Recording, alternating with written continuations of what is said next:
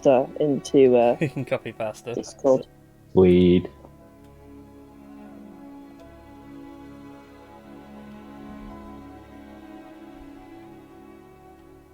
There you go. Thank you. Oh, hello. I just had the front door go. I should be right back, everybody. All right. Yes. Yeah, Brian's expecting a parcel. Ah. What if it's the monk? Sorry?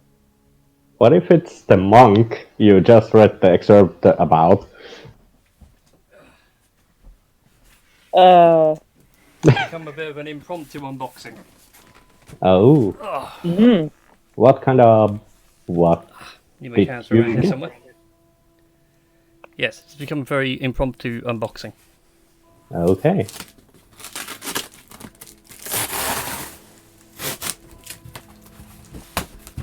Oh, that sound is awesome.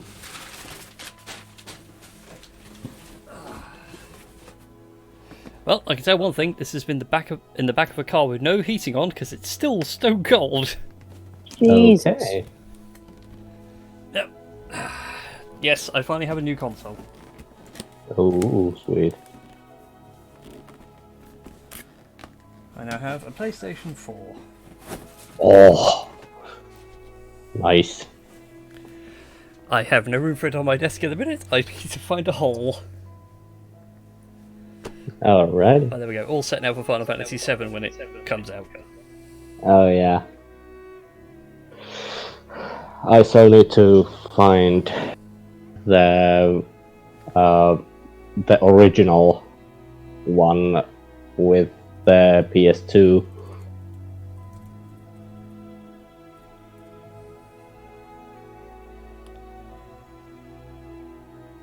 I've got the PS2 in my old room, still wired up and everything. I've got the OG PlayStation upstairs in the loft. Mm. Never got a PS3, so PS4 is going to be the logical choice. Also, I need a dedicated Blu-ray player. Yeah, So also I might as well kill two birds with one stone. Hi! Hello. Good day. Hello. Where is the self-promote channel one on this Discord? I've lost it. There you are. Mm.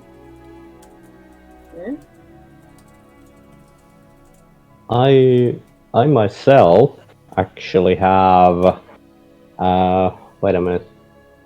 PS2, PS3, PS4, and the original Xbox. I don't have the original Xbox. I've got like one they did called the Xbox Crystal. Oh yeah, you have the crystal version. It's well, I love the crystal version because it looks awesome. Mine is just a black box with the green and silver. It sounds weird, but I really like to see inside the controller. I like to see the circuit board and the actual motors work. Yeah. That to me is a crystal finish. That's what basically I've got is your still bog standard Xbox, but they've just given it a white frosted glass look. Yeah. So you can't see any of the internals work. It's really disappointing. Oh, quick question, Brian. Yes. Is this going to be about the short rest? Yes. I may have missed your answer. I did see, and I was sort of umming and ahhing it over the past few days. I will allow you to roll your hit dice for a short rest. Thank you. I think that may make the difference between a extra crispy half elf and the sort of crispy half elf. I mean, yeah. That was a massive brain fart on my part, so thank you for letting me do that. Hi, Charles.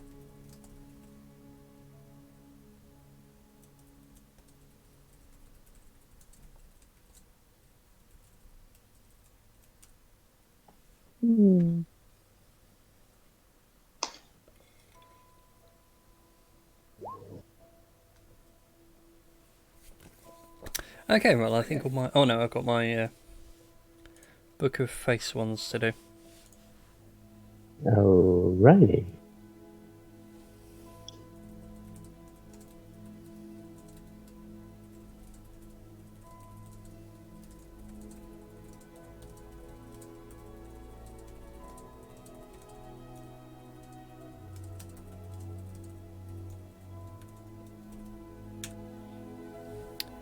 Da-ba-da-ba-ba-da-ba.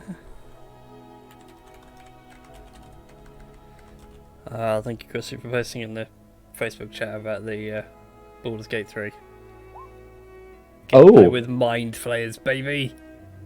Yeah, definitely. Definitely. I will be buying this. I'm holding out a hope. I know it's not going to be there because I'll make it the failure state, but because you become infected with the mind flayer parasite. Yeah. I want to do a playthrough where I deliberately let myself become infected. Yeah. And become a full mind flayer. Be like, I have my fighter and barbarian thralls, and I have the wizard for lunch for when I dominate Luskan. Yeah. Also, there is also coming out the Dark Alliance as a standalone game, which is hopefully going to be awesome. Oh, that was close. That was very close. What was very close? I had the wrong kind of thing in my clipboard on my PC because I had the wrong kind of. I was in a Control C, Control V mode, so I nearly went, "Oh, it's more D&D," and then posted something that really shouldn't be posted. Also, I found this. Need to see it. Just a moment. Yes. This is on the Discord. Yes. Yes. I can put it in. It's what happens when you let the rogue and the bard go off on their own for 2 minutes.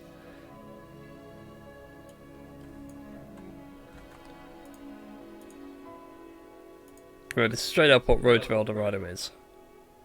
Yeah.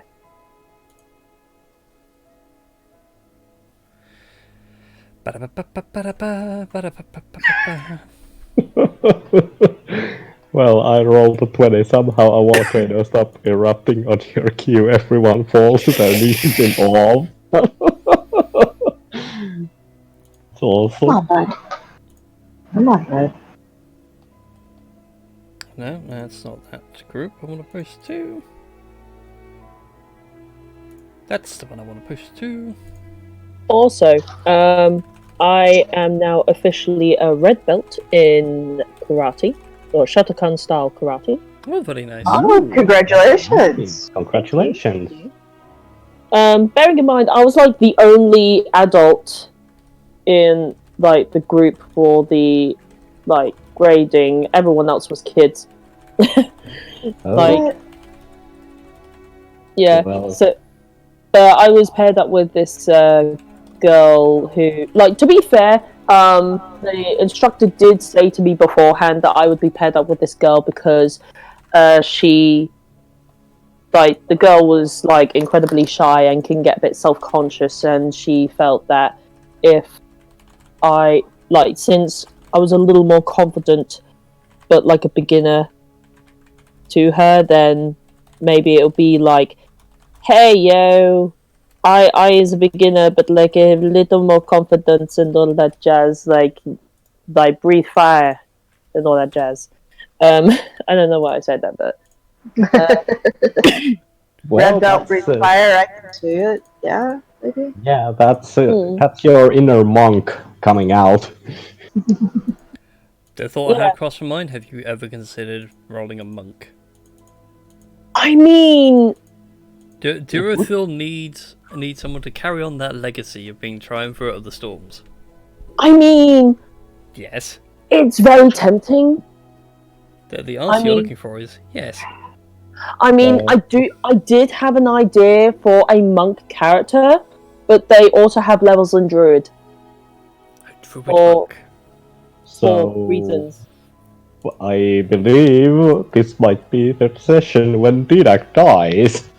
I mean, I already told Brian what like my next backup character was going to be anyway, and it's not a monk. Give me more. I'm leaving my next backup character a surprise for Brian. I love it. You know what it is, Tosh. Or I should say who it is. Queen. Oh, now I know who you. Yeah, now I know who you mean. Like at first, I was like ...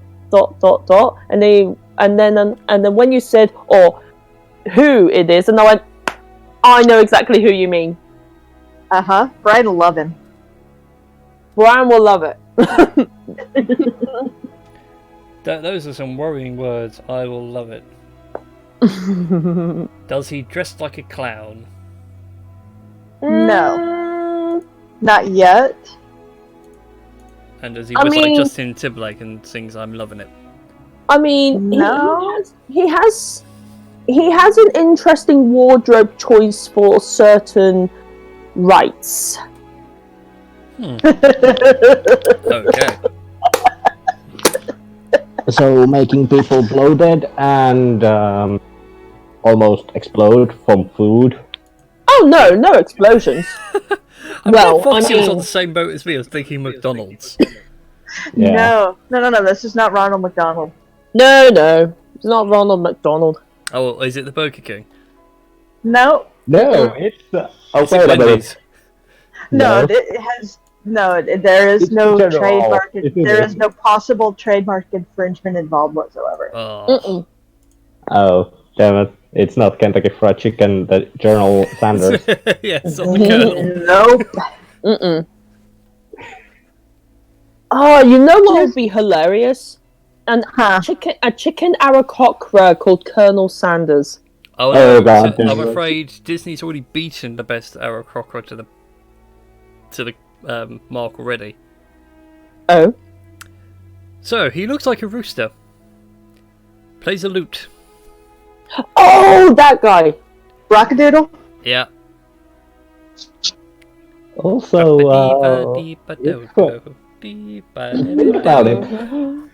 How awesome it would be to actually have like a one-shot, which would have like, General Sanders, Ronald McDonald, and all the like Wendy's. We are fast food mascots in a very non-trademark way to avoid trademark infringement. Yeah. Donald McRonald to avoid trademark infringement.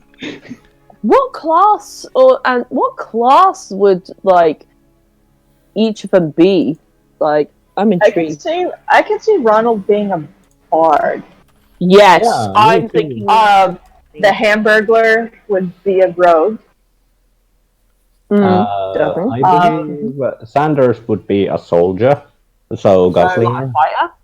I can see the Burger King being like a Burger King's a cleric. Or a wizard with the noble background. Anyway, before we get too involved, shall we play some Dungeons and Dragons? As my go on then. As my PC now finally recognises my phone exists. Yay! It's been plugged in all day. Now it's gone. Oh hey, wait, there's a phone.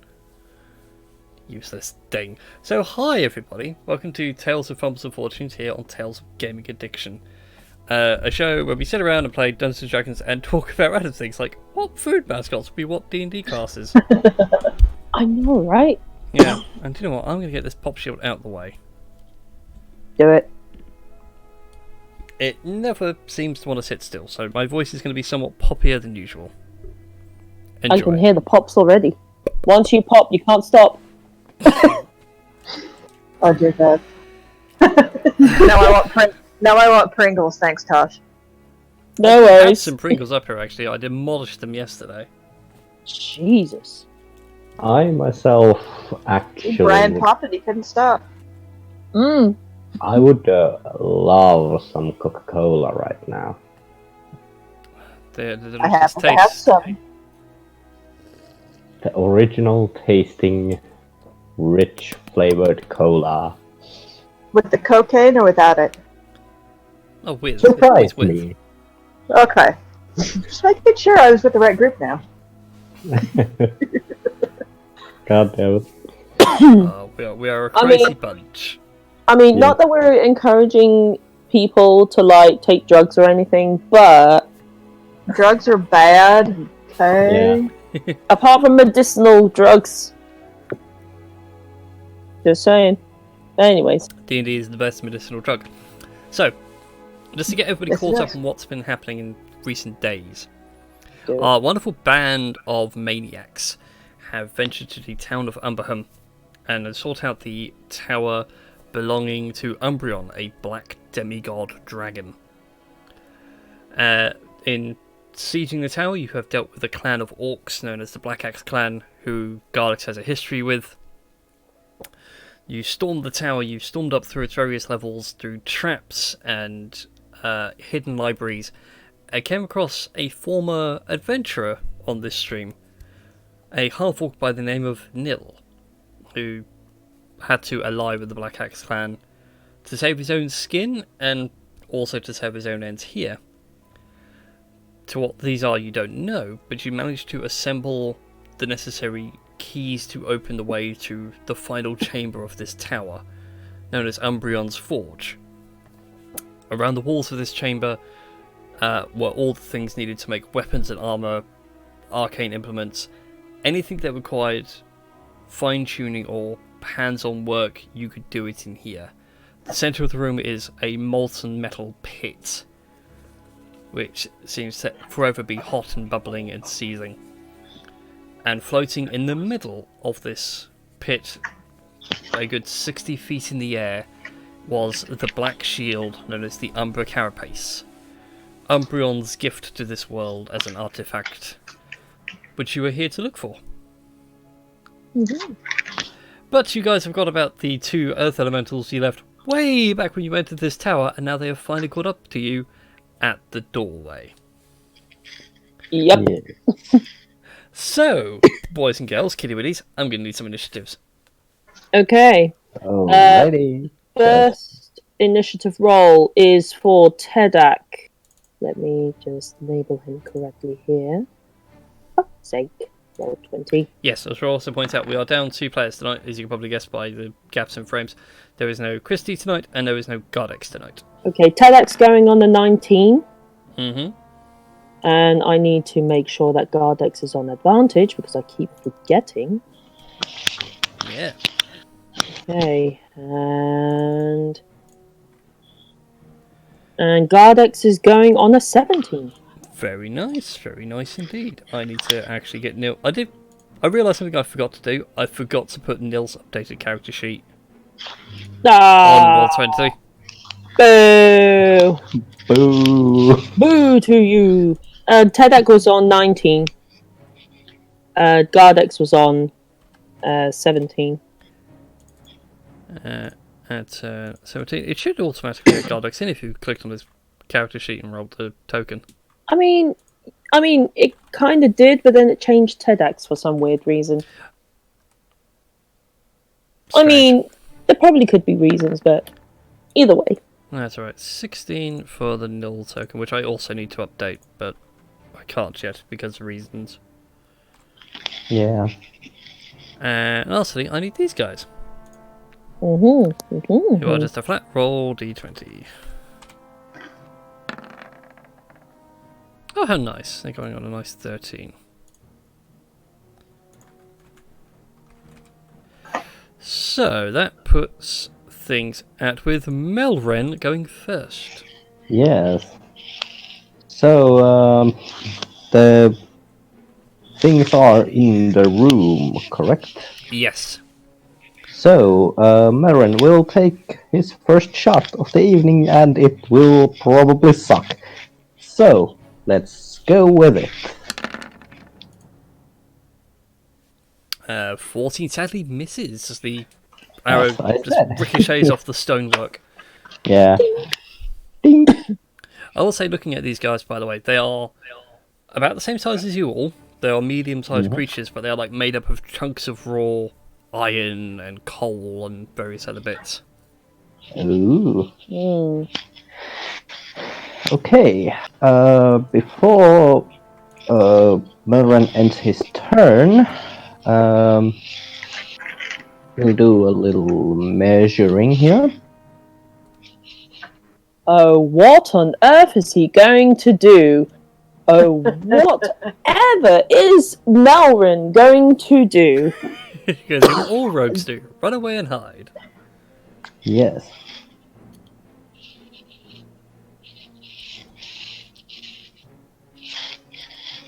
And yeah, gonna hide. Very shocker. Okay. Go ahead and make a stealth roll with disadvantage. As the room is very bright and there's nowhere really for you to duck down and hide against. Yeah. There we go. That looks a bit better. Does it look better, chat? Oh, I think it looks better. Wah. Oh dear. That's not a very good stealth check at all now, is it? No. Alright then, that brings us to Kira's go. Alright, I forget. Did I actually start up the wall and along the ceiling last week? Off the top of my head, no. You were all debating how best to go about it.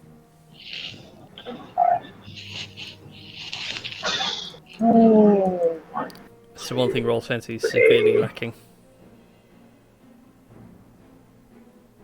Alright, move here to,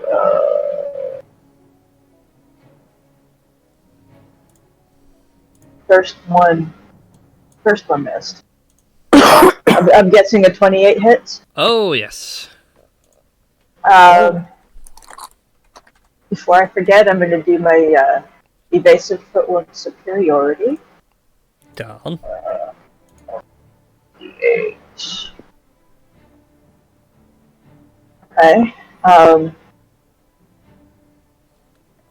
And then, just because she's feeling especially squishy today, wait, let me check something here.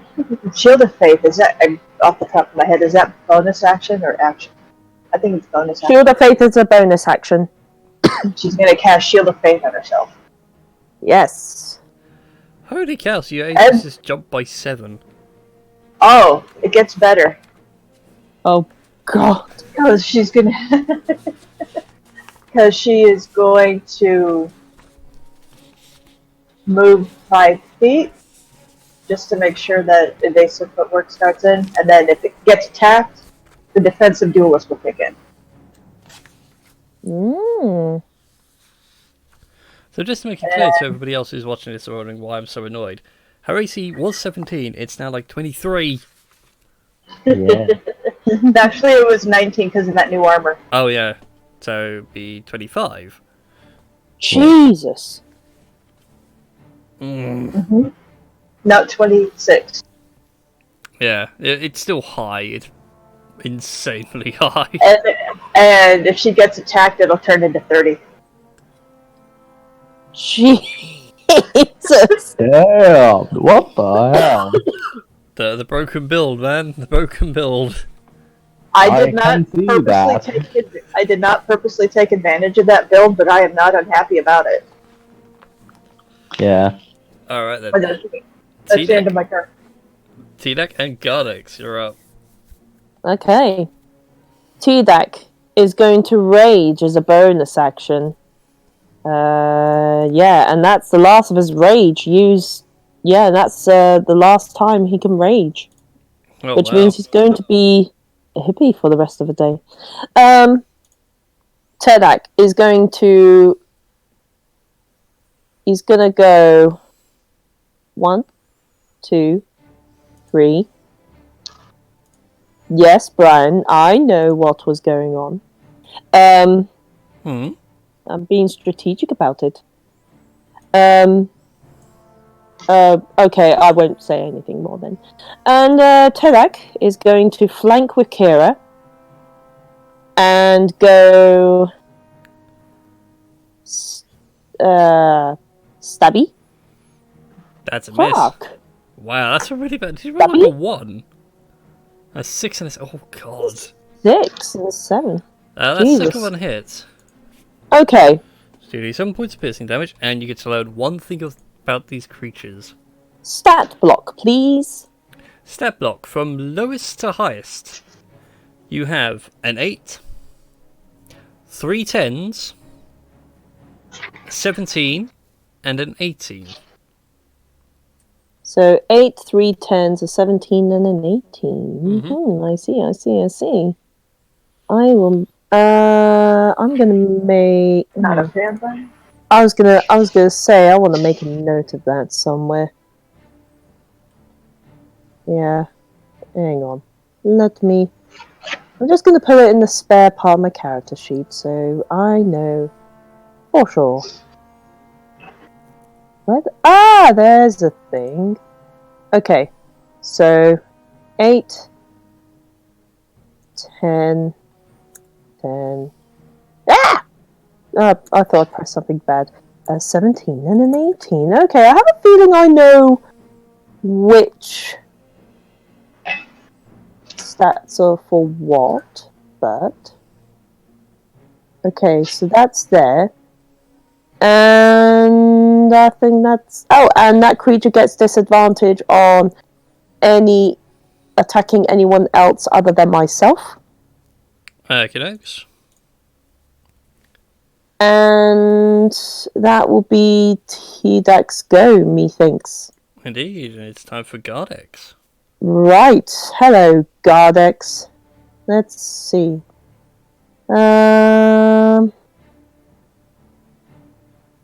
Okay. Oh boy, okay. That's cool.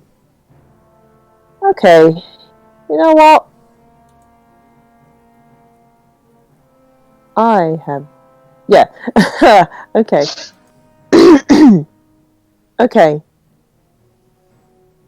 Gardex is going to trundle over to this dude. Mm-hmm. And he's gonna actually bring out Aurelian's gavel. I'm gonna bring the hammer down. Yeah. It's gonna smack, smack, smack. Smackety. Smackety. On this one. Right then. Both of them hit. Huzzah! And... So what's that? 14 on the first one. 10 on the second one.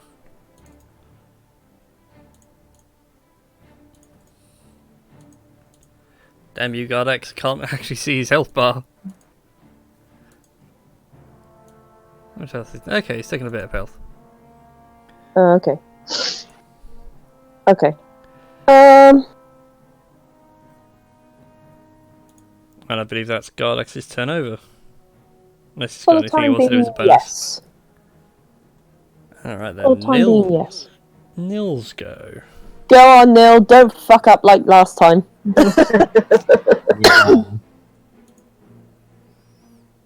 Yeah. Well, he does have the spell slots for it. Is it worth it? Yeah. For Nil, this is worth it.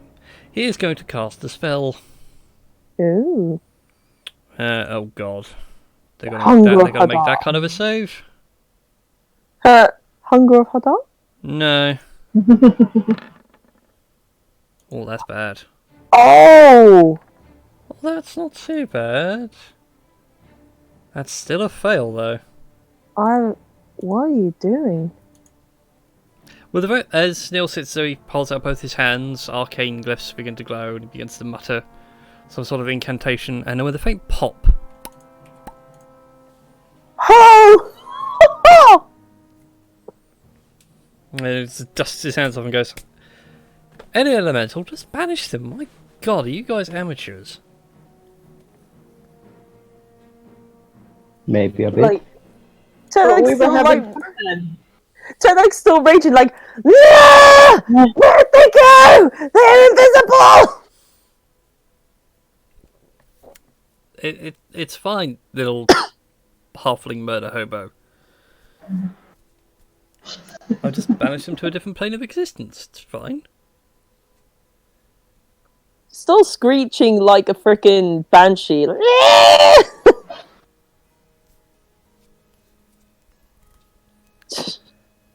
oh. So what do we do now? He's having like a tantrum like a little child. Like, I mean, yeah, yes, but actually, no. Like, he's still raging. Still in the rage. Yeah. He goes, well, is this effect a permanent thing? Sorry, Gardex. Yeah, no, your Gardex voice is about on point. Neil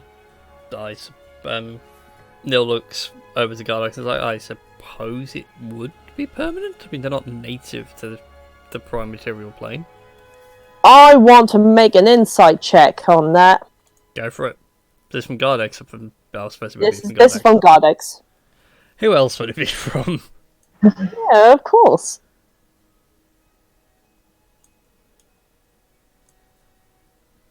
Yeah, 14.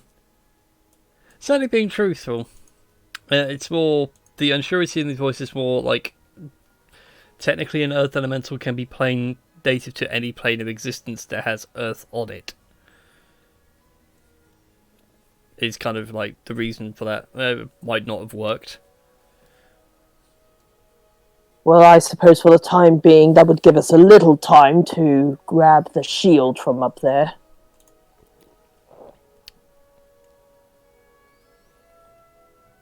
Which I suppose the little one proposed you, Kira, have the capabilities for. And it's attached to the ceiling, right? Just hovering above the lava pit? No, the ceiling itself is like another 100 feet higher up, so it's 40 feet from the ceiling. Okay. Oh, damn. It's quite literally levitating almost middle of the room. Oh, damn.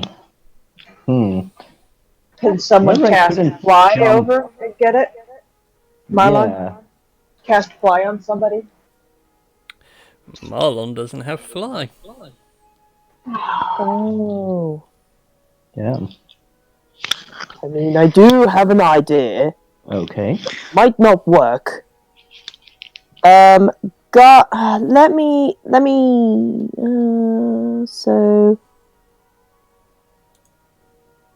Okay, so the shield you said was like 60 feet above? Yeah, us? as far as like this 2D map is concerned, it is 60 feet above ground level. But 40 foot from the ceiling. Okay. Well, I do have an idea. I could transform into a flying creature of sorts and try and retrieve the shield from there. Or at least have a look to see whether it can be retrieved easily. Yeah, that is one way to go. Out of character question, actually, would Marin be able to use his feline agility as an extension of movement that he could jump and grab the shield and land safely on the other side of the lava pit? Ooh, probably not. No, because your strength determines your jump distance. My strength is 25. That is true. I need to look up the rules from jumping again. Give me a sec. Alright. It's been a while.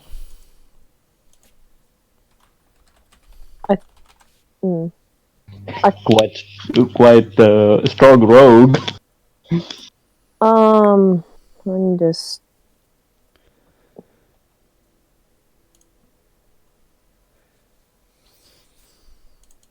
Hi. When you make a long jump, you cover a number of feet up to your strength score. If you move at least 10 feet on foot immediately before a jump. The rule assumes that the height of your jump doesn't matter, such as a jump across a stream or chasm. At your DM's option, you must succeed on a DC 10 strength athletics check to clear a low obstacle no taller than a quarter of a jump's distance, such as a hedge or low wall. And Otherwise, the other problem was the high jump. It is.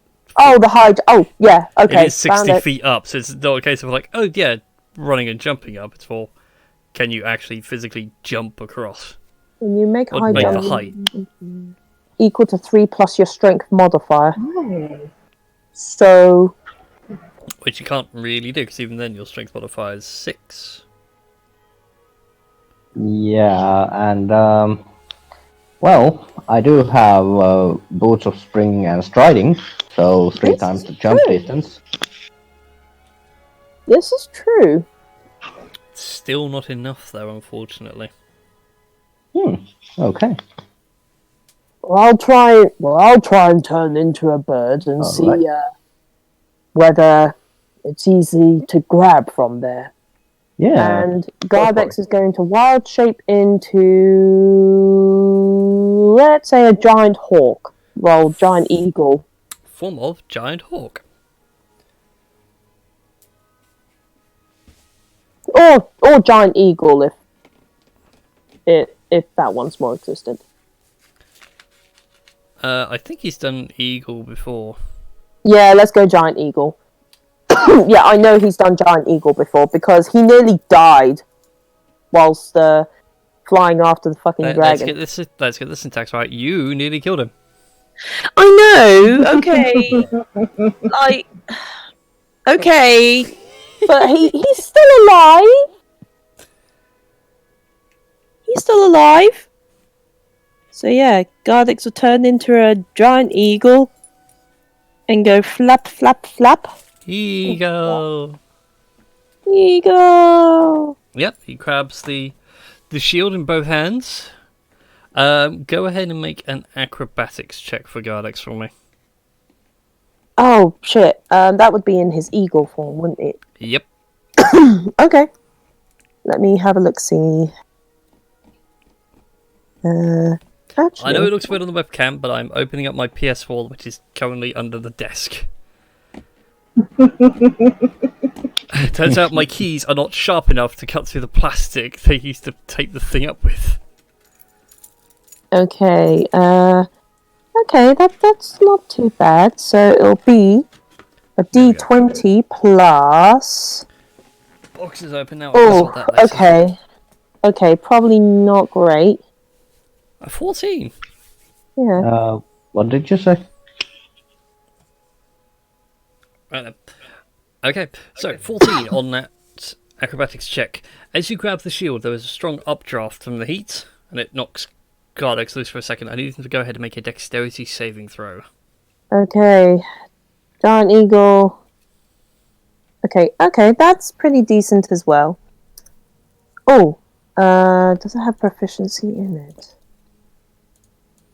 Okay, no. Okay. Oh no! Gardex! Bloop. You all just watch as the shield begins to fall. Oh shit. God dang it. Can he dive and catch it? I was gonna say. He can certainly try. I need to make another dexterity check, although several of you now can run and jump for it. And Melvin is gonna go for it. Okay, 21. 21, Gardex manages to catch hold of it again with his talons. Mm-hmm. Just as Melvin is about to jump, manages to catch himself before he decides to leap and tackle a bird mid-air. Oh god damn it, it would have been hilarious, like, Melvin just made the jump, tackle a giant eagle to the other side, and, like, you know, ukemi roll on the floor. Yeah. I mean, you could say that if Melrin landed in the lava, he would have been a cat. He would have been a cat on a hot tin roof, or in this case, a cat on the hot molten lava. In hot boots. Hot boots in boots. Wait a minute, what? That sounds wrong. Well, either way, I'm guessing Gardex manages to bring the shield. Indeed. Why can't I grab the token? That's why I'm in ruler mode. Haha. So there we go. You guys now have the black shield in your possession. Ah! And Gardex will turn back into his normal self. Caca, motherfuckers! Fantastic. Neil walks over to it and goes, if I may examine it, just to verify it is the real thing. all. Umbral in Legends was said to be a bit of a, not a mean prankster, but leave a false trail. I want an inside check on that shit. Same. This is Gardex. Same. Damn high wisdom characters, damn them to hell. What was the whisper command? /whisper or /W? /W. Oh, /W space person's name space message whatever. It's a shame I can't whisper multiple people at once. I mean,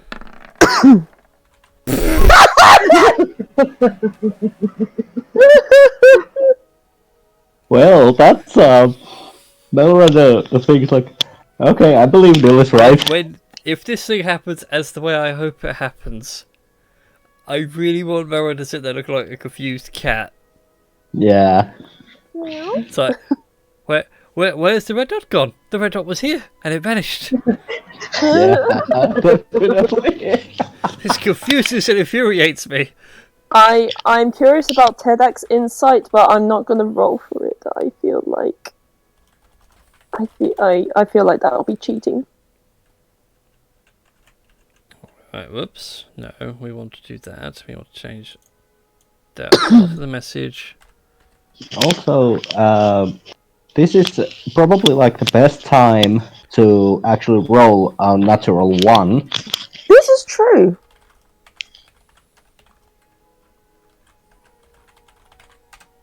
There we go. That should hopefully put the point across the two of you, considering what you rolled. I don't see anything. I do. That's what I know why, because I whispered it to Gardex and you're not Gardex. Oh fuck. Can you? Okay. Hang on, let me do that again, but this time whisper it to you directly. You should have seen that one. Okay, yeah, definitely. There we go. That's the problem. So yeah, if I may, Umbreon seems to be not a prankster, but likes to leave forgeries around, so no one can have their hands on the original. You know what? We trust this one. Gardex, why don't you hang on to that for a while? You might use it. Yes, I quite agree. I think until we can find out more about this shield, then it would be wise for one of us. No offense to you, young Harfolk, but we've only just met you perhaps an hour ago or so.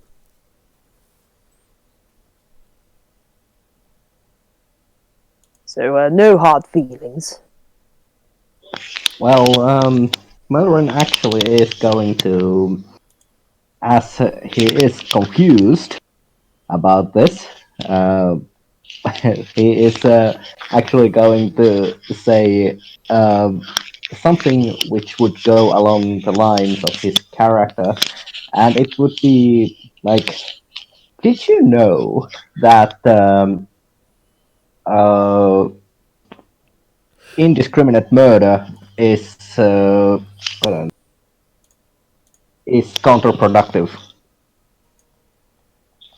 We're not really murdering anyone as such. Well, I mean, we murdered quite a few orcs, but that's besides the point. That's besides the point. For the time being, I think it would be best if I kept this shield until we can find out more from it. Yeah, probably the best one. I think not. What do you mean? Nice. I'm looking over at Nil, just like, no. Not. He sighs as Sorry, you all discuss this, and then suddenly, for all of you, your vision just goes black. Oh shit! Oh, god damn it. I would like everybody to make a wisdom saving throw. Okay. Oh wait, actually no, hang on. Marlon might have an epic moment. Sorry, Christy. Sorry, Marlon. Yeah. Okay, I mean, I'm holding fire. A counterspell moment? I'm holding fire. Something way more powerful than counterspell. Oh, sweet Jesus! He can actually do it. Okay, this is Gardex. The 11 was Gardex. This is T-Deck. Oh, but shit. That was with advantage. Shit. Do you want me to roll again? Shit. Yes, please. Oh, what? God damn I it! can't believe that. Right. FYI, you've all failed. Oh, Oh wow. Nil has very high DCs. Okay.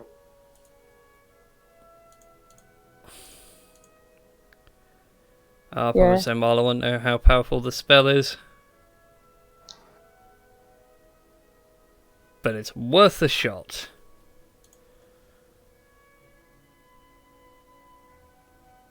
Okay. So, spell fails, so it's not 5th level or lower. Okay. So Marla now needs to make an intelligence check. Oh, shit. Go on, Marlon. DC, oh Come on, god, that's Marlon. pretty high. Go on, Marlon. Go, Marlon! You can do it. Marlon, come on. Does get advantage because of boons and everything else. You can do it, Marlon. Nope. Oh, shit. Damn. Right. Need to do wisdom save for Marlon anyway for what the spell's doing. Oh, wow. Oh wow. Marlon actually saves the Cat. spell. So only takes half as much damage. Oh, God. It's not Hunger of Hadar, is it? No. Hope not. So everything goes black for you all, like pitch black. You cannot see your hands in front of your face. Those of you, even with dark vision, it is dark. You can hear maddening whispers and voices echoing on the wind. Those of you that failed, so everyone but Marlon, you take 46 points of psychic damage. Ouch. Welcome to maddening darkness. Oh, shit. But intermittently through all the whispers and everything else, you can hear Nil's voice just briefly creep up above the whispering and then dives back down again. I'm sorry, I didn't really want to have to do this, but I'm kind of on a timetable and I need to hurry up. That's alright, Marlon only takes half of that, so 23. Ow, that's still a lot for a wizard. Oof. Man, failed to count the spell. That's bad. Is it something like we can ask, like, as in, like, what the fuck are you doing, sort of Yeah, thing? you can still converse. Like, what do you mean you're on a timetable? What is the meaning of this? And TEDx just snarling. I assume it will be with disadvantage, but can she attack where she thinks? Oh yeah, those at once. So Gardex, T-Dac, and Kira. Since Neil was next to you all when this all happened, feel free to make attacks of opportunity, but with disadvantage, and he gets a +2 to his AC. Okay. So this is Gardex. He's gonna use Aurelian's Gavel. Oof. Okay. And then TDAC is going to use the Gungnir's Spear. Mm-hmm. Damn it. So Gardex and T-Dac both miss. Kira hits. Do I get any sort of sneak attack damage with that? Sadly, no. He knows where you are and everything else, and you are fighting blind.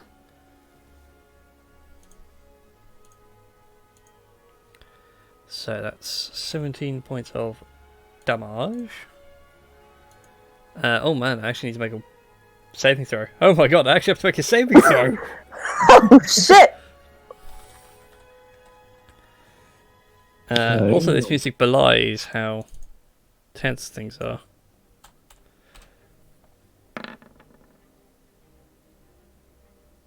And that's a pass, thankfully. Woof! Oof. Wasn't panicking there, honest. Mm-hmm. Right.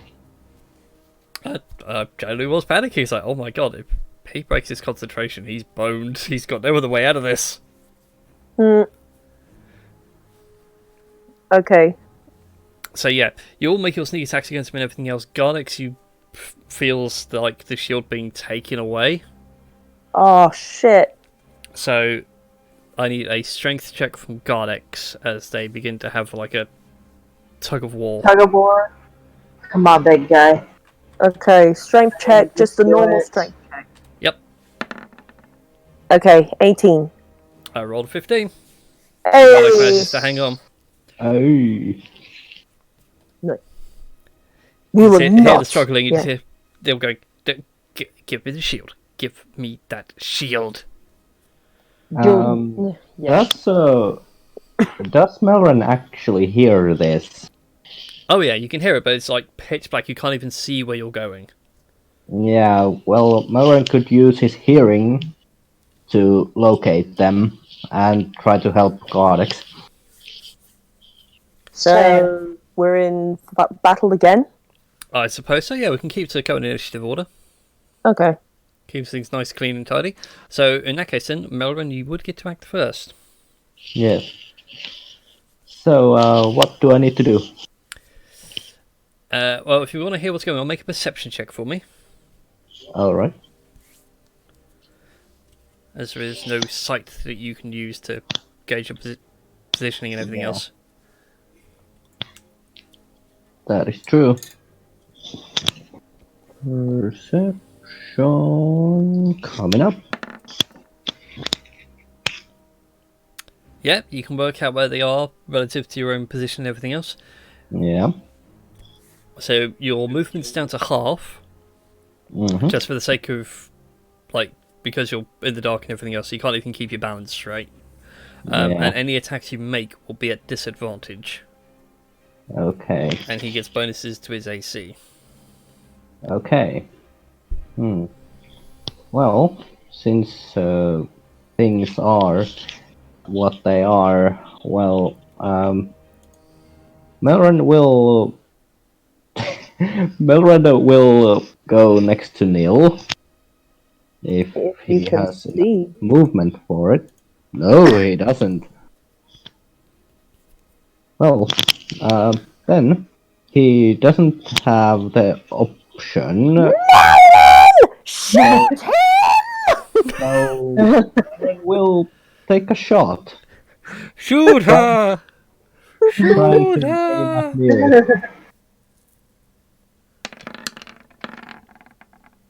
Ooh, nice. And that is a hit. Yes. So go ahead and roll your sneak attack damage as well for me, please.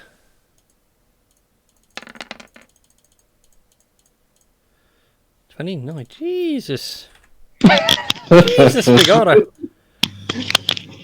And I need to make another save. Oh, there, that's a fail. Whoop. Womp womp. Actually, Womp womp womp. because this is what's happening. It's Actually, no. Sorry, carry on. I just realised I can do something. I can actually use Shadow Arrow. I'm going to use a legendary resistance to ignore that. Yeah, Free but I can save. still use it.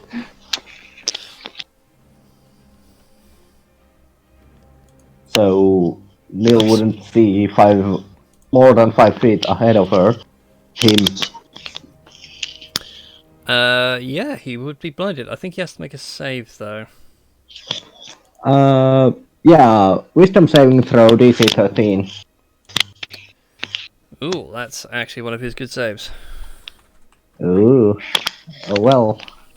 We're gonna go for it. Ooh. Makes it. Oh. That Oh, takes makes an sense. extra 8 points of damage. Yeah. Okay. Takes it, you hear him go, ah, that hurt! Who the hell?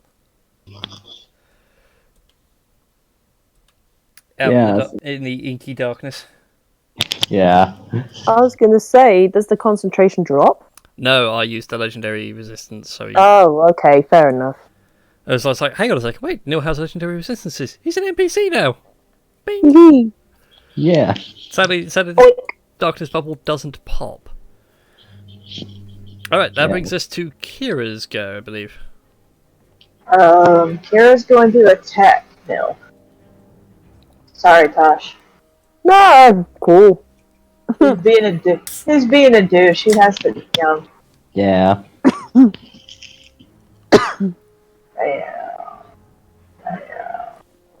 Jesus. Damn. First Wow. 2 hits, the last one misses. No sneak. Oh shit! I should have moved so I could. Oh well. You do have an ally you within can 5 still- feet, you do get sneak attack. You sound so reluctant to tell me that. 59! Ouch! Damn. Again, I'm gonna have to burn another legendary resistance to keep that concentration up. Man.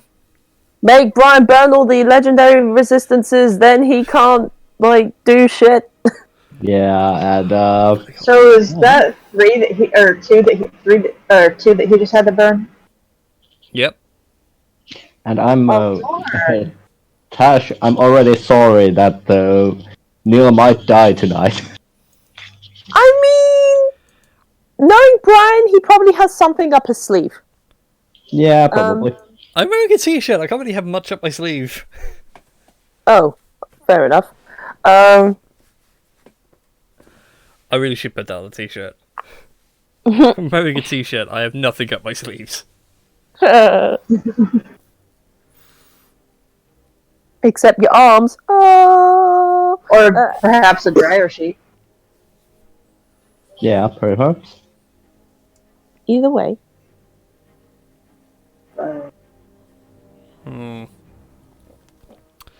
So that brings us to T-Dax go. So, question: if I were to move, would I have to roll a thing to see where the feck I'm going? Yes, so I'll need you to roll a perception check.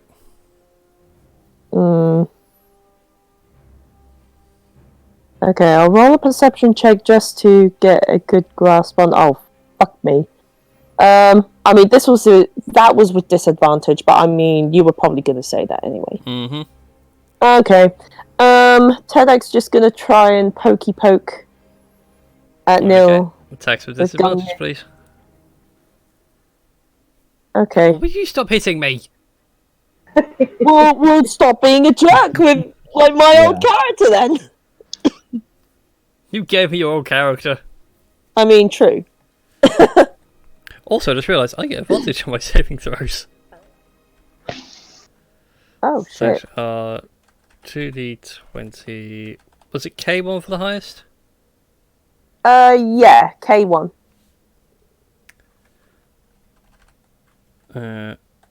Plus 4K1.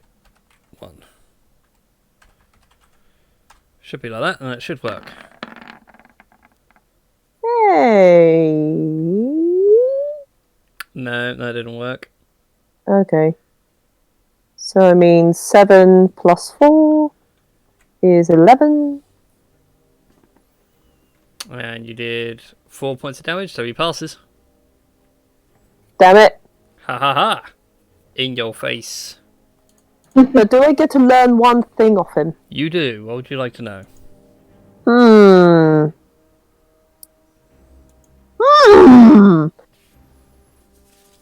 Stat block, please. You really like learning about the stat blocks, don't you? I'm just looking for useful information that may prove pretty awesome to us. Okay. So, his stat block is a +1. There are 2 +2s. Oh god. Okay, plus 1. 2 2s. Yeah. And 3 6s. What? 3 plus 6s? Mm-hmm. Jesus Christ. Oh, wow. Okay. Wow. I mean, I have a feeling I know which is which. I'm gonna save that.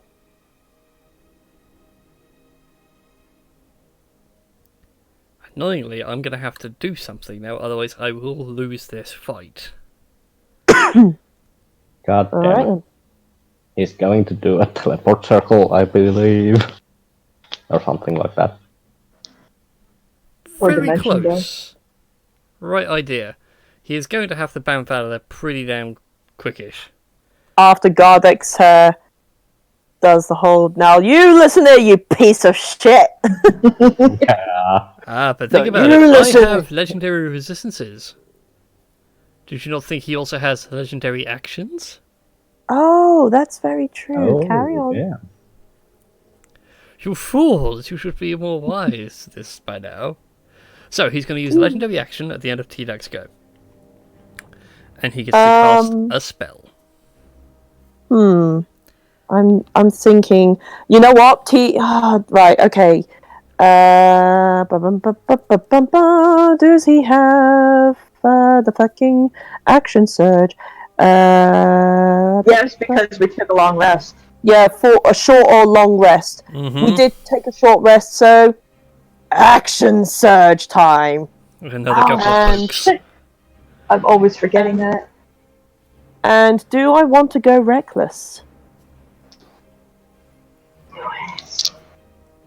It'll cancel out the disadvantage. I mean, that's very true. Yes, it is. You know what? He's gonna go fucking reckless. Okay. Okay, Roll. so So it'd be just straight rolls. straight rolls. He's gonna jabby jab. Okay, so there's 3 attacks. Oh, wait. When you make your first attack, on your turn, you decide to attack. Doing so gives you advantage. Oh, okay, so it's Two still... attacks. Okay, yeah, okay. No, I was just double checking to make sure I was reading that right.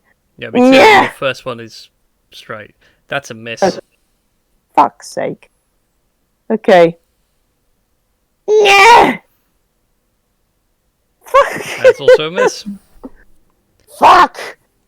I mean, Nil still gets disadvantage on attacking anyone other than myself. That's because fine. I did hit him. Nil has no intention of attacking anyone other than you.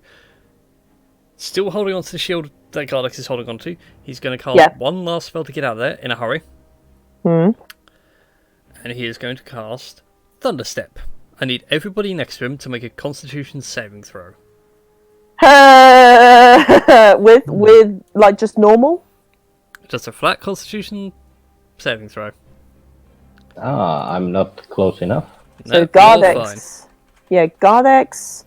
And then T-Dac. Oh, whoops, sorry. There's meant to be a couple more onto that. I was looking at the wrong bit.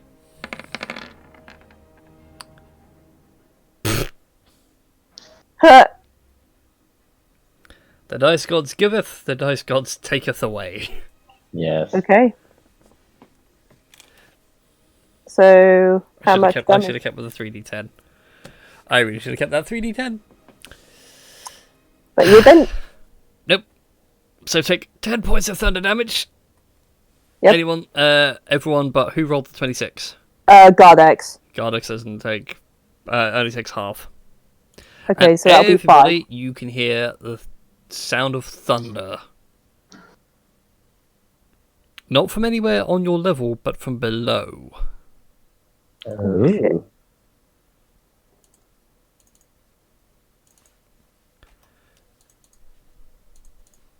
No. Yeah, stop this nonsense, you stupid boy. As he disappears, the darkness itself seems to shatter like glass around you, and you can finally see again. Where did that fuck stick go? Gardex still has a shield, right? I was gonna say. There's a point. One final strength check from Gardex. Oh shit. Okay, just a straight strength check. Mm-hmm. Come on, big guy. Okay, yeah, that was Gardex. Come on. Yep.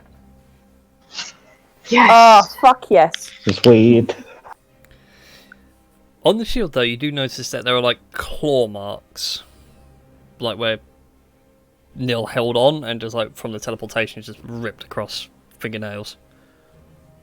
So it has scuffed the once brilliant surface, but you guys now find yourselves in the forge, Nil vanishing before your eyes.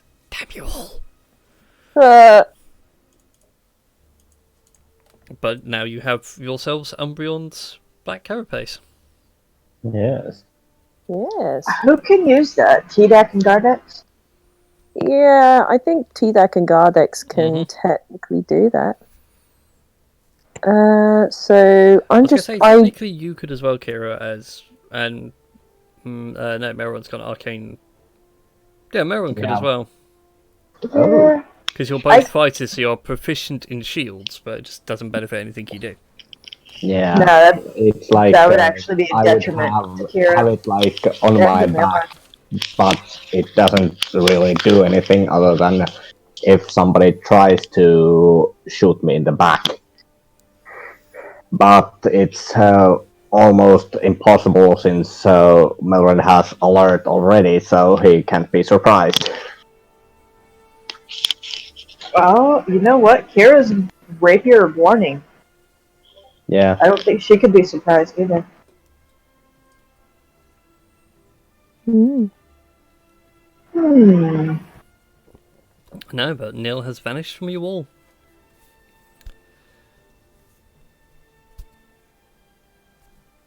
I'd like to make a perception check to see if I can hear any scuffling or any sort of noise in case he went invisible instead of just teleported or something. Well, when he teleported, you can all hear thunder, but it didn't sound like it came from above or around you anywhere in this level. It sounded like it came from below.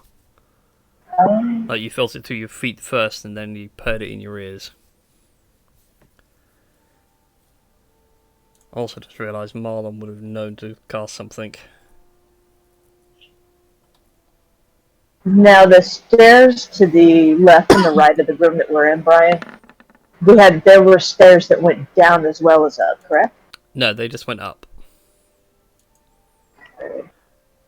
Then I'd like to go around this room and make, I guess, investigation or perception, whichever. Go ahead and See make if I can perception find any checks. see if I can find secret doors or something. How many would you like? Give me 3, one for each wall. Alright. Right, Marlon meanwhile does an Arcana check and tells you all that what he cast was a spell called Thunder Step. He can't have gone far. It only has a 300-foot range. Oh. It's not like he teleported to the other side of the world. 24, that's a good one. You don't find it initially on your first bit on the walls until you get to like the last wall and you catch out of the corner of your eye there is a faint sort of dip in this wall over here. Okay. I'll call everybody over. Like, hey guys, I found something. It's a secret door of some sort. Okay. Bonus action. I just looked at my hit points. Before we go anywhere, I'm going to take another healing potion. Go for it. Yeah, Melvin could actually take one as well. What did I? This time around. What did I take last time? Was it 8d4 or 48 or something? 48, I think it was. 8d4. So they're always 8d4. d4s. Okay. Terdak is going to do a second wind. So it's D10 plus 6. So add 8 to that, so that's 31 hit points back. Thank you. So, Okay, 11. Fair. I mean, Terdak's still pretty low, but... 8 4. I'm going to make an investigation check or perception, whichever. Make an investigation check. Let's see if it's trapped. Investigation, looking for traps. Marin, your hit points go up by 27. what? You gain 27 points of healing from your healing potion. Okay. Oh, 26, very nice. The door itself is not trapped. It's more Is the it hallway. locked? It's not locked either. I managed to, jam a crowbar in and heave it open. The thing that catches your attention more than anything right now is that the door itself wasn't trapped. It's the corridor beyond. You can see that it has got runes and etchings left in the dirt and everything else. And through that investigation, you've worked out that it's clearly designed to entrap anybody that walks in this place. Are they... Can I try and disarm them as I go? If you give me a second, I think your wizard might be able to help out here. And Merlin will assist Kira. No, the wizard has this. He comes along, Marlon comes along with the bronze staff in tow, places the staff down on top of one of the runes. It begins to glow, and Marlon begins to focus, and you watch as all the runes down the corridor begin to glow, give off their arcane energy. Marlon's staff then begins to sort of open the mouth of the dragon head, and it begins to suck up all the loose magic. Oh. Nice. Well, he taps his staff and always wanted to try that. Didn't think it would work so well earlier.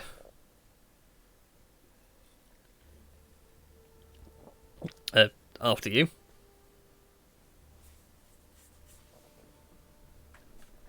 Okay, Kira will proceed carefully, stealthily, howeverly, down the hallway. I mean, Gardex still has the shield, by the way. Melrin will follow suit. Okay then. You need stealth checks? If you're being stealthy, I'd love some stealth checks. Okay. Ew. T-Deck 18. Yeah, T-Dex rolled an 18. Oops. Gardex rolled Do I need to roll again? a 7. Yes, I need a stealth check, not sleight of hand. Oh, crap. Yeah, I need to roll again. Sorry, that was for second wind. There we go. Melrin is gone. Melrin? Who's Melrin? I recognize nobody. I know nobody named Melrin. Why is this not? Okay. Okay, this corridor snakes down quite deep. It's quite steep as well, as you guys begin to notice. Like you Cat. have to struggle to keep your balance and everything else until eventually you come to this level. It's dark. Yes, it is dark. It's dark on purpose. Can't see shit. It's dark because I made it dark. I was going to do some more epic things and I decided against it last minute.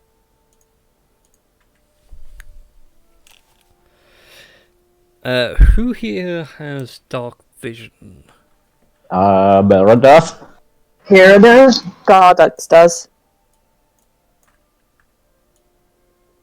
Fantastic. Okay. Let me just start revealing the map then, since everybody, apart from 2 of you, has dark vision. Yeah, T-Deck and not Melrin, Marlon.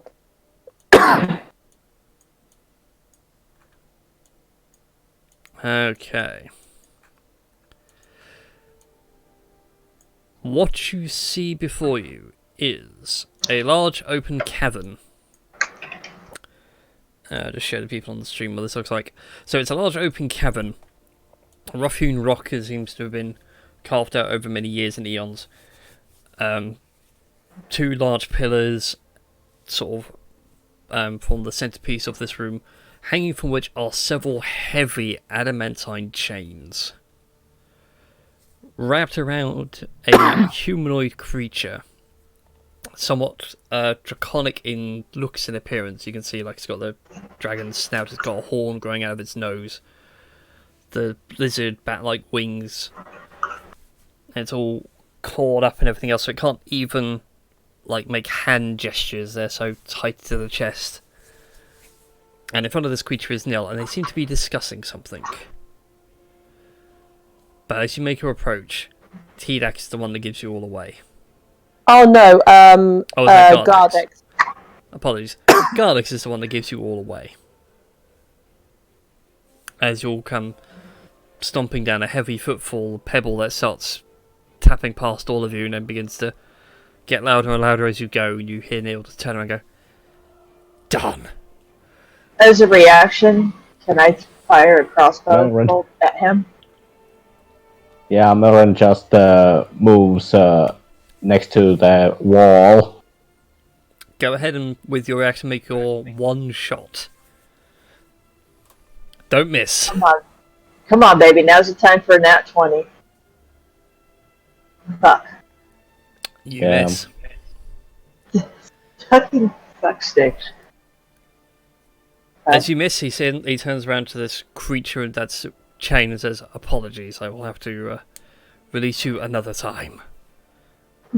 And with a snap of his fingers, he teleports away. Shit. That time, actually teleporting. Although, gonna try it one last time. For that good old college try, can he do it? We've only got 4th level spell slots left. And I forgot what level teleport was as a spell, because I am a numpty. Teleport.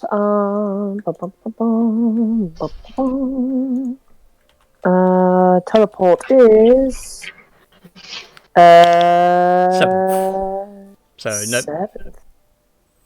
I actually have to make an intelligence check. Oh shit.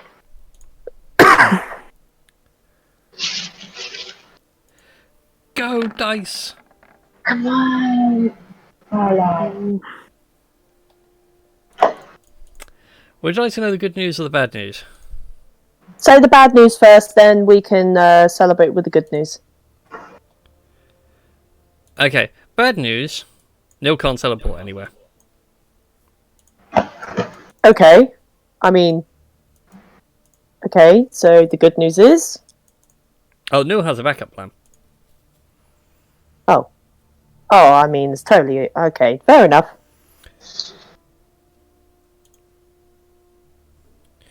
Okay. Who's within 60 feet of Neil? Gardex! Oh no, Gardex is a terrible choice for this spell, actually. Ow! But Gardex was the only one that was seen. Oh, Yes. fine. I need Gardex to make a Constitution saving throw for me. Okay. Huzzah. Jay? Excuse me, what? Hey, that's Gardex's role, like... What? Hey, look, I'm just doing what you told me to. What? What am I going to upset you all, sweaty gods? I'm trying to tell a really epic story here. You just constantly trying to Game of Thrones me at every turn. I think he Maybe we're broke all the kind other. of being like, this story could use, a little more player-friendly content, not so much, DM-friendly content. The thing is, since I gave Nil to you, Brian, Nil seems to have gotten considerably worse. God damn it.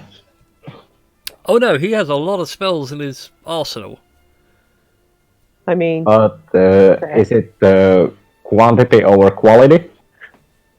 Oh no, a lot of them are quite nasty. I mean, that Maddening Darkness is a good one, for example. Like, you're all blind, couldn't see squat. The only downside is, that's like a one-use spell. Yes. Mm. So it does make things rather difficult. I should have gone with the other one. I should have gone with the other one. Yeah. So, boy, who's your friend up there, if we can even call him that? Begins to back up and like bumps into the creature. It's like, the reason why I'm on a timetable. You've been doing your bit, I've been doing mine. We're both really being played. And you can Garlic doesn't even to make an inside check. It nearly is panicking up against a wall.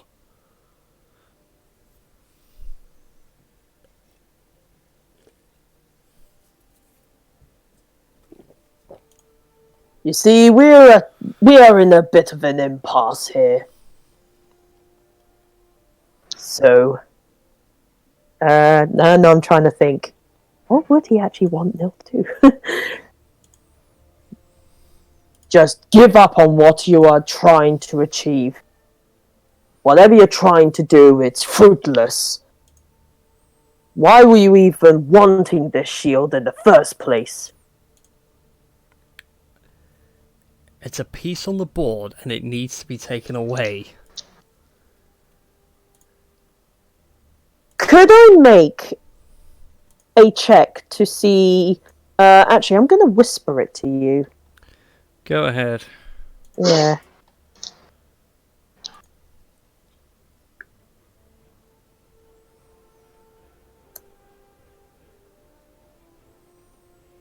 There we go.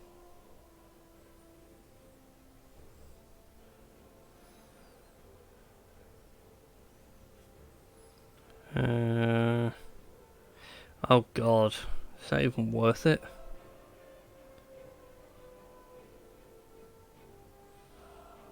I'll have to, he's got no other choice.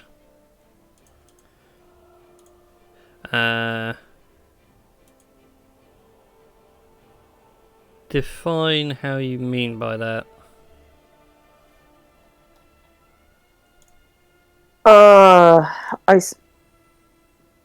Okay, I'll do this in character. Alright then, are you doing this for anyone, like a higher being? Is that what your goal is? I'm a warlock, this is kind of my gig. A warlock of I'm always what? bound to someone. And who are you bound to? Who are you working for? Probably already met him by now. Maybe. Might have even heard about it. If we're collecting artifacts, of course you would have heard it by now. The Eternal Shadow, and it starts like rattling off all these titles, and it's kind of obvious it's meant to be Ebonrath. So, you're the one who was, at least unleashed Ebonrath's influence on the world. Why? Why? Knowing that this creature can do such devastating things. Why? Long story, bit of a sad one. Maybe not the best time to talk about this. We don't have anywhere to go. We are not busy at anything, so there's really not better time.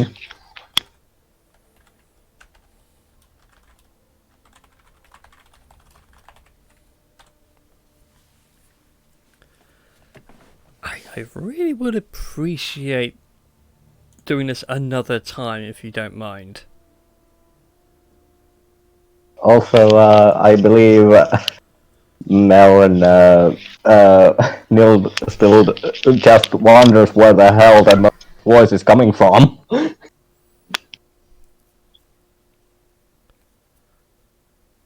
I'm waiting for someone to respond to something I sent as a whisper.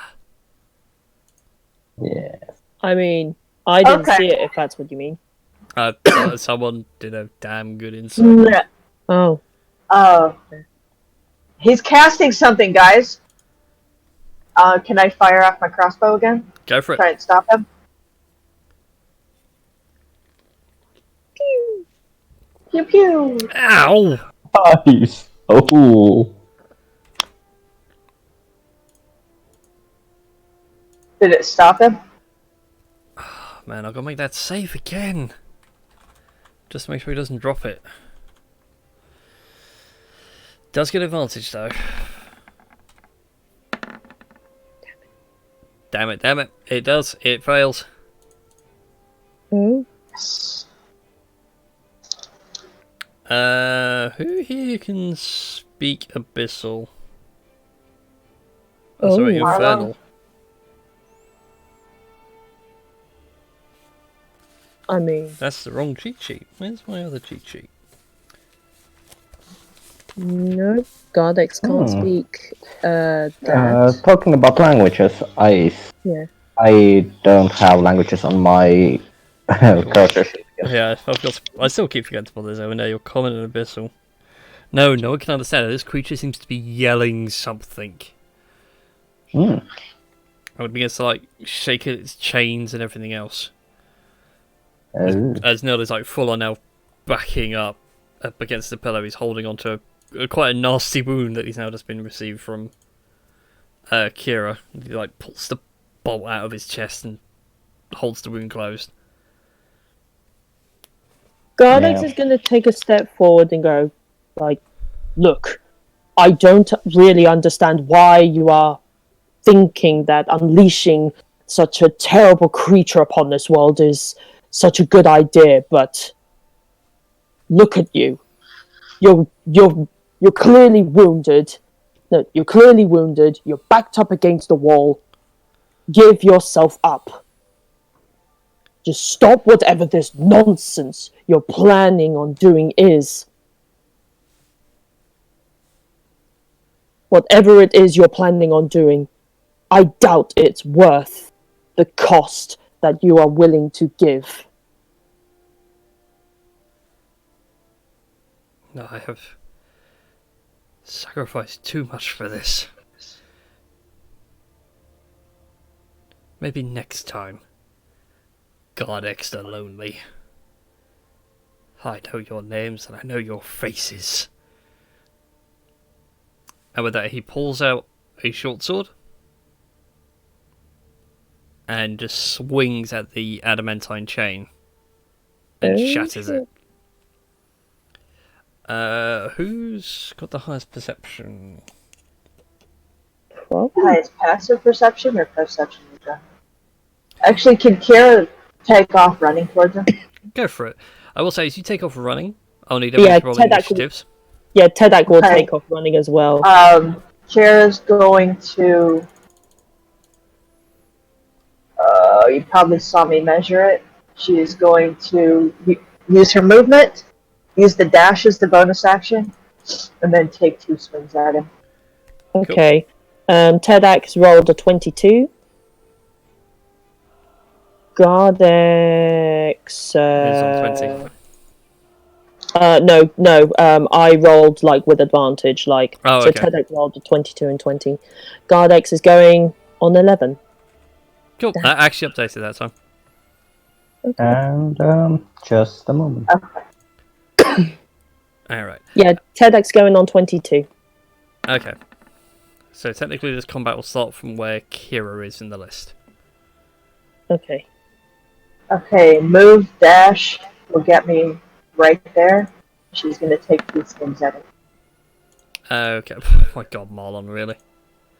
Okay, as you make your move forward, you notice the sword that he has looks identical to Io's claw, but darker, if that makes sense. Oh. Like darker in tone, or just kind of a darker... Like, the blade on Io's claw is like a brilliant silver. It always seems to catch the light. Even down here, it seems to glow. Mm-hmm. What he's building is similar in blade style, but it's like a black obsidian blade. I am going to... Let me see if I have the disarm thing. I forget which... Come on, bud. I'm going to use another superiority die and do a disarming attack. Okay. So I need to make a strength save, DC 16. Oh, that's not good. He's not very good at those, and he's heavily injured, so there'll be a disadvantage. Oh, never mind. I didn't need to roll. Oh, and shit. of course he rolls the natural 20 now. Yes, of course. So you stab him twice, and on that second swing you manage to knock the blade loose, and it tumbles through the air and digs into the ground. Can I grab it? Hmm? Can I grab it? You certainly can, as you have now just killed Nil Ebon Anvil. Oh.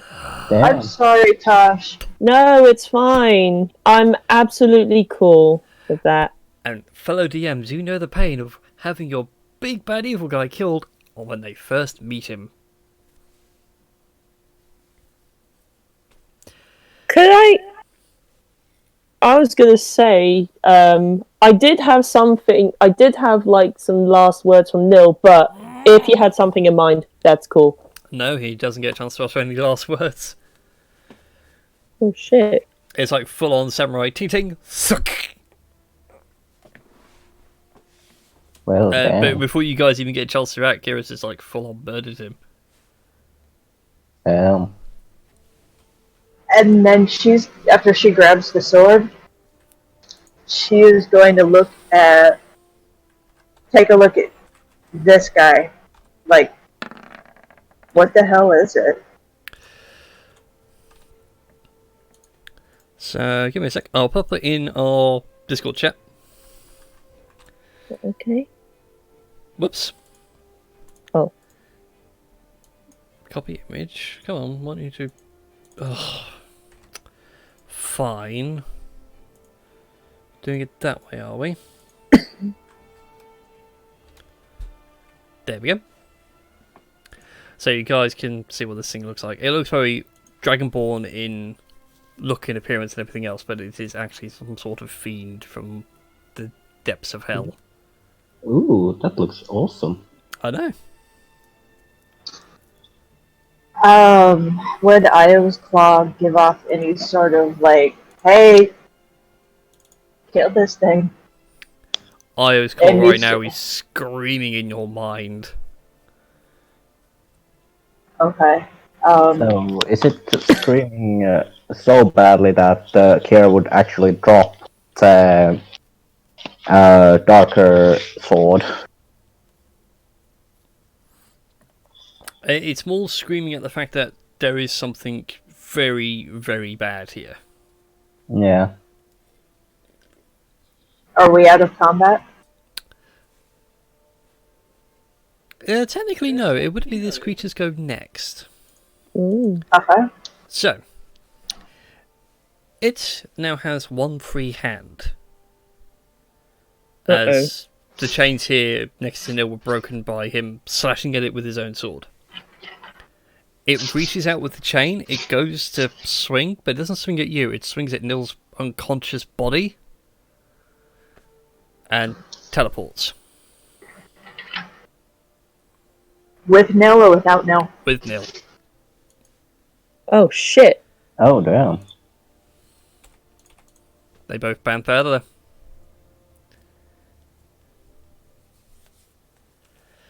It costed its own 7th level spell slot to do it, but it does actually have teleport. Yeah. And Marlon ran Backup out plans for the win. And, Marlon's out of ways of counterspelling that. So, the combat is now over. Indeed. Well, Marin actually runs up to Kira as he is looking at the sword because he wants to examine it. Okay. It's been a while since I've had to bust this one out before. So, this blade that you now see before you looks like Io's Claw in appearance. It is a short sword with a simple black handle with a dragon's head acting as like a guard in full roar. Like the maw is all the way open. So it's more like a physical crossguard, and it has a obsidian looking blade coming out the end. Oh, I just want to say that in my mind, I've been thinking that this might be Ebonrat's claw.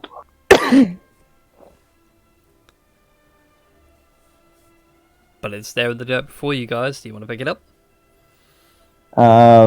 Melvin actually would prefer to pick it up. So, Merwin, you pick it up first? Mm-hmm. I'd like you please to make a charisma saving throw.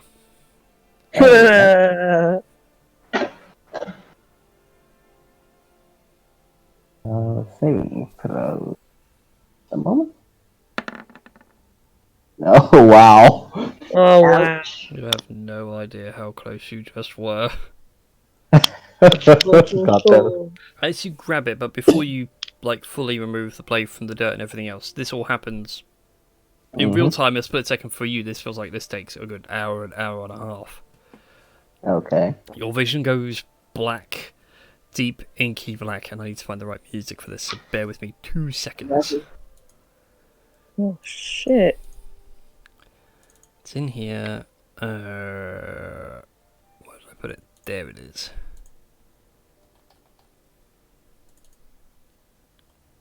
Okay.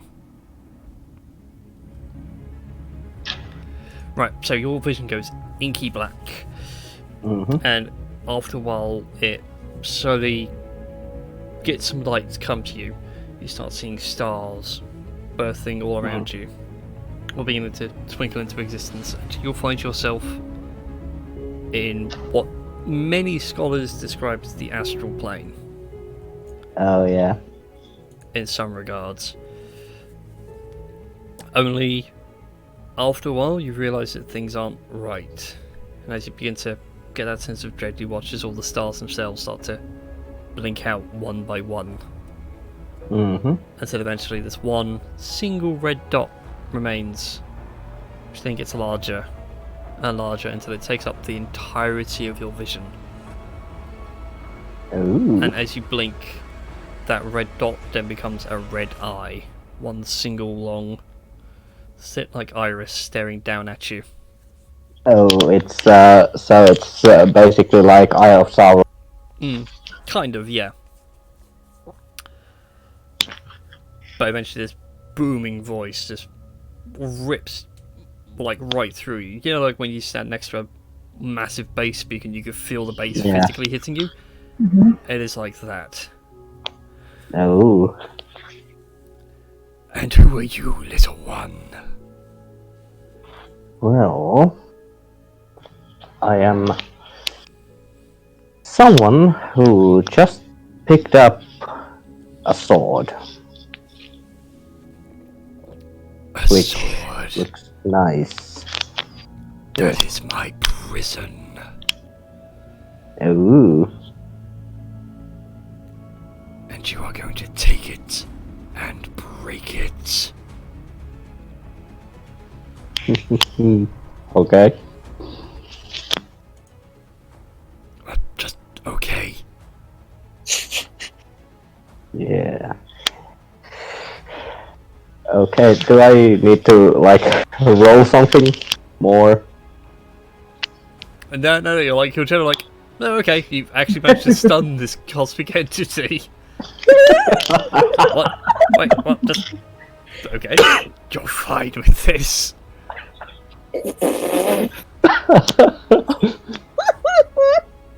This is easier than I thought. Okay, cool.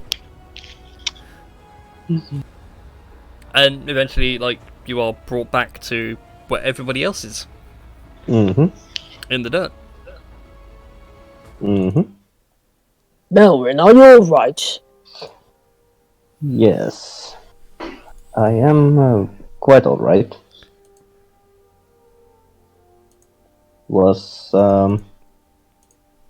Did anyone else see that? See what?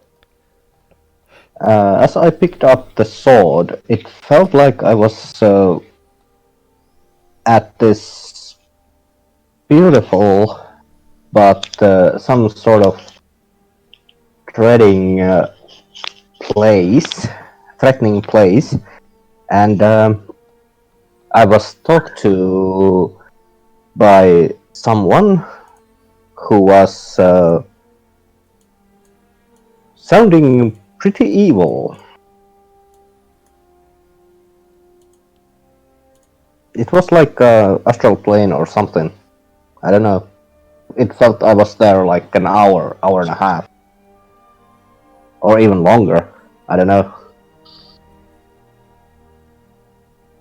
I think it would be a good idea if no one, well, I mean, we keep the sword, but no one wields it, in case it might try and influence the wielder.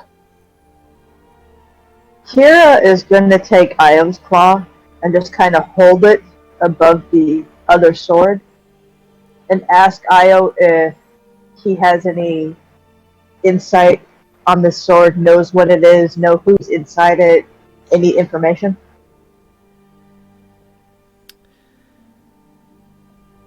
It's hard to put into words what comes across. It's not really like words physical or anything like that. It's more like feelings and what have you. Mm-hmm. Instinctual, as it were. It is naturally afraid of this sword. But it's like a yin and yang kind of situation with these two. So they're kind of symbiotic? Kind of, yes. Can Io communicate who or what is inside the other sword?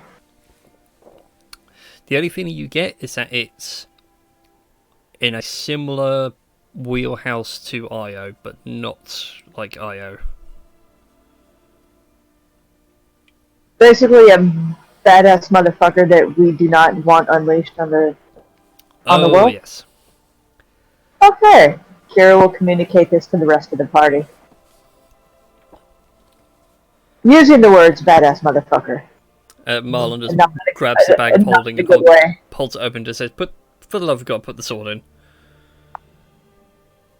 Please, that's a bad sword. Put it away. Did the creature who is inside it, did it influence like Melron's mind that he has to keep it, or can he put it away? Do you try and put the sword away willingly? Is Merwin willing to let go? Basically,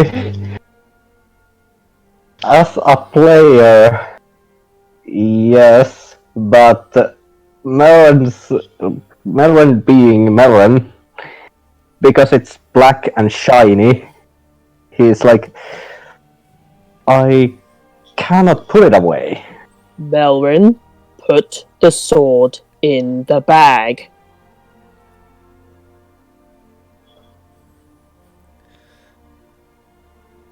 I can just imagine Mel would be like every kid in every action movie.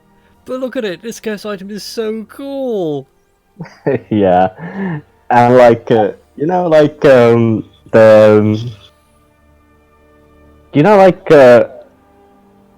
worst, like let's say worst villains in every like hit movie ever. They are like, yeah, I want to test this out, and yeah, and so. Elrin, this is clearly a bad sword. Put it in the bag. Melrin actually. Ooh, who's the lesser restoration for, Kira? For Melrin. So that, in case it helps him break the bond or whatever with his sword. Okay. Merwin, go ahead and make another charisma saving throw. Okay.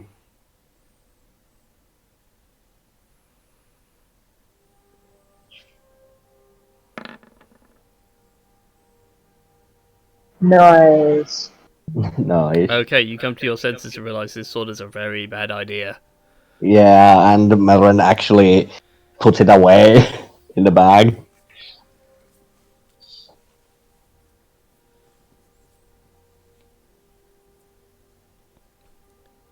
Marlon just comes along and pats you on the head like, good cat. I think that deserves a little ear scratch. Melvin is actually sort of upset even.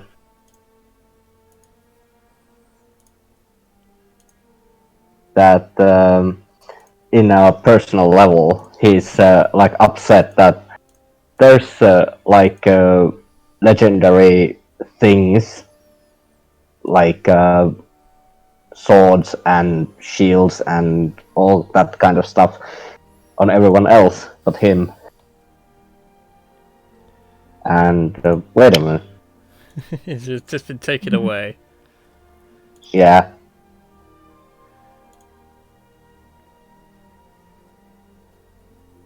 Now, Red, have you ever heard of an oath bow? Oak bow? An oath bow. Oath bow? No. Oath bow's a pretty badass weapon. Yeah, it is. Speaking of bows, weren't we meant to get some kind of bow from a Jin Sakuna person? We haven't seen the guy around. That is true. That is very true. The guy that we were sent here to look for? Yeah, Marlon even agrees like he was Yes. meant to be here. He might have already come and left. I'm just concerned about that creature. The one that got away. Yes, as am I.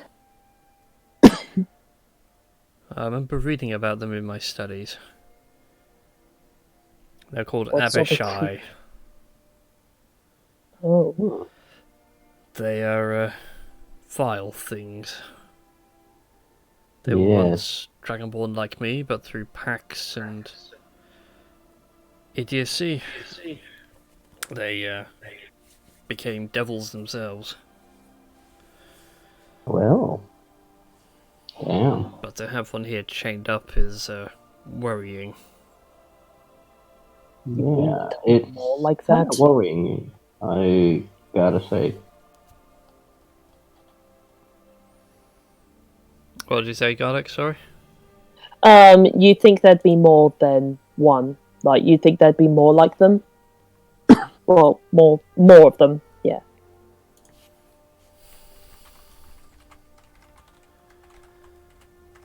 Oh, there were countless numbers of them.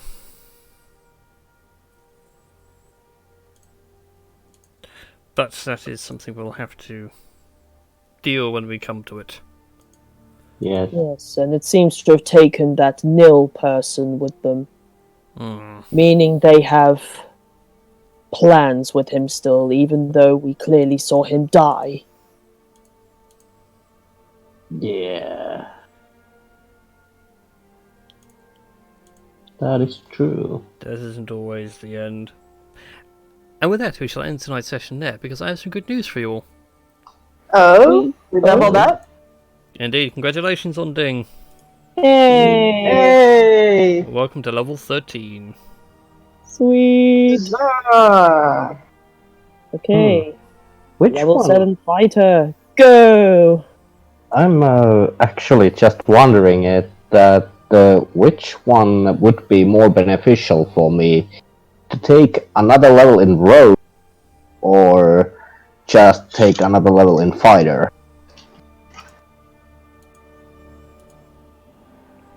That is entirely down to you.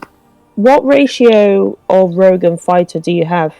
I have 9 levels of 9 levels of Rogue and 3 levels of Fighter. So I would need like 2 levels to get a multi-attack Rogue, so to say. Okay. Oh! If I take another level in Rogue, I get Uncanny Dodge and 3d6 sneak attack Yep. instead of 2. Ooh, nice. See, what does a 7th level fight? Ooh, okay. Martial art type. Here we go. Cavalier. So, if Foxy goes rogue, he gets his ability score improvement. Mm-hmm.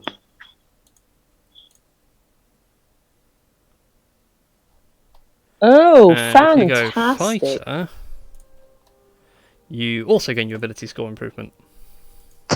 So either way, it's the same. Whatever I do, I Yep. score improvement. Okay, I think I'll go with the fighter because then I have only one level to go. Have like multi. I believe multi attack unlocks at 5th level on fighter. Yes. Yeah.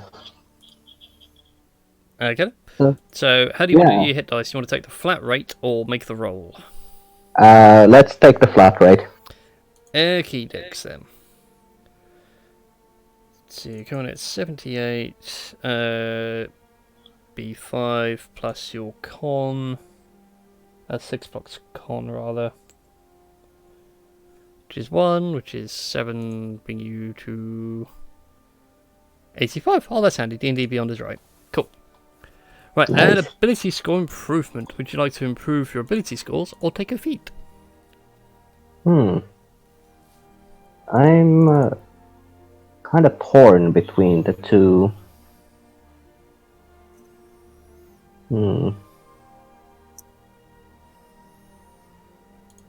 Just, Oh my god, you take sharpshooter twice. oh god damn. Ooh. I'm curious if that would even stack. Yeah, if it would stack, it would be something awesome. I'm actually going to see if it'll stack. Bear with me. Yeah. Is there a way of turning it on?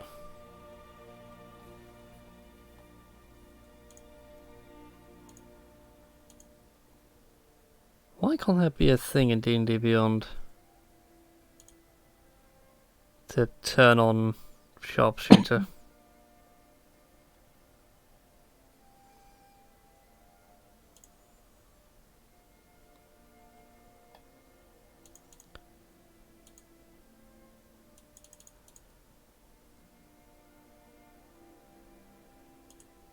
No, sadly you can't because you would already have it. Oh, that's upsetting. Yeah. That was me thinking, yeah. Although, I could allow it, I suppose, if you really want to take sharpshooter twice. It just means your benefits and minuses double. Yeah.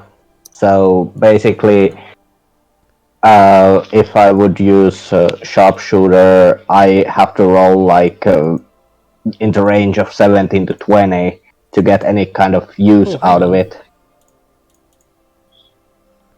Ability score improvement. No, you didn't take it on this. On Marin, it was on the other one, wasn't it? Yeah, it was on the other one. Yeah, so there you go. You could have sharpshooter. Yeah, but also I kind of started thinking that I could take the ability score improvement because then I would have dexterity of +4. That you can, if you want to go about it that way. Yeah, I believe I will go with dexterity up. So my dexterity becomes 18, 19. I believe. 19? You get Damn. 2 points to spend in skills. Oh, yeah. So you can actually put 1 in dexterity and 1 in something else if you like. Well, okay. I'll put 1 in dexterity and 1 in wisdom. Yeah, I was gonna say if you put it in wisdom, that goes up by 1. Yeah.